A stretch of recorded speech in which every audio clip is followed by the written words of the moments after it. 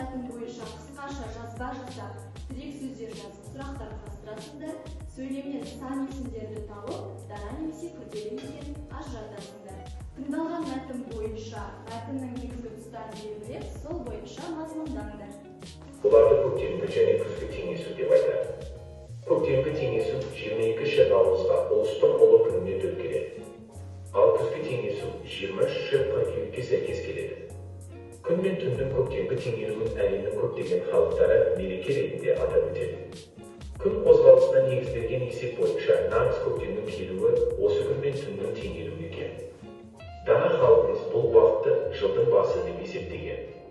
Осы күннен бастап табиғатта, жер-анада жан жануарлар да түлейді, жаңғырады. Қызылда күн мен түн екі теңеседі. Оларды көктемгі теңес, күзгі теңесі деп атайды. Көктемгі теңесі 22 наурызда, оны ұлыстың ұлы күні деп атайды.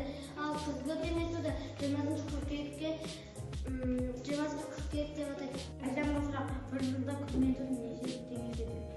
Бір жылда күн мен түн екі рет теңеседі.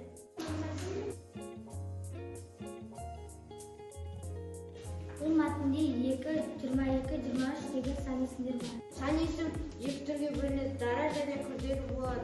Дара сан есім дегеніміз тек қана бір сөзден ғана құралады. Мысалы 100 және 20. Күрделі сан есімдер сан есім 2 немесе одан көп сөзден тұрады.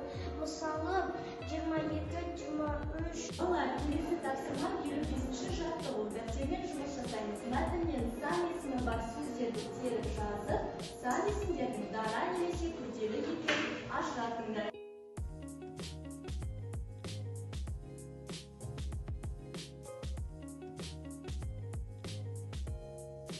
Бұл мәтінде 42, 3 деген дара сан есімдер бар. Бұл мәтінде 1957, 1960, 17, 19 деген күрделі сан есімдер бар. Балалар, қазір сендермен біз авиа құрастырушылар деген ойынды ойнаймыз.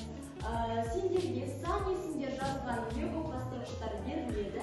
Бірінші топ дара сан есімдерді пайдалана отырып құрастырасыңдар зымыранды. Екінші топ күрделі сан есімдерді пайдалана отырып құрастырасыңдар. Ал үшінші топ реттік сан есім жазылған лего құрастырғыштармен зымыран құрастырады.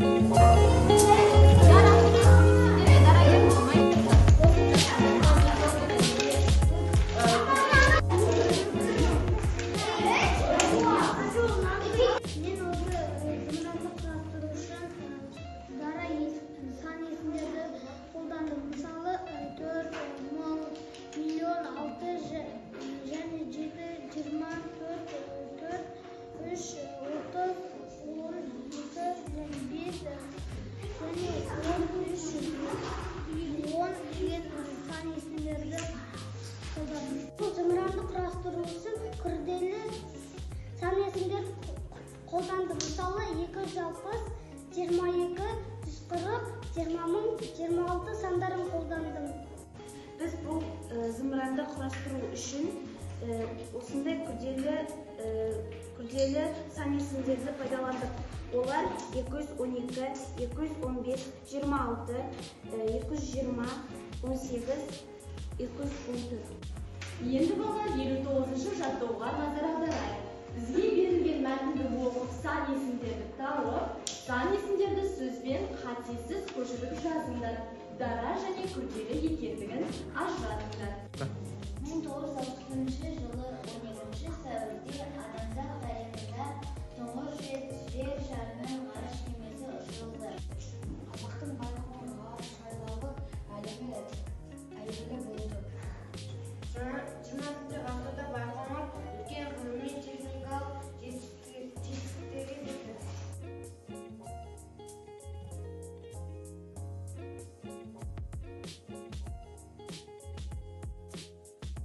Араға 30 жыл салып 1991 жылы Қазақстанның тәуелсіздік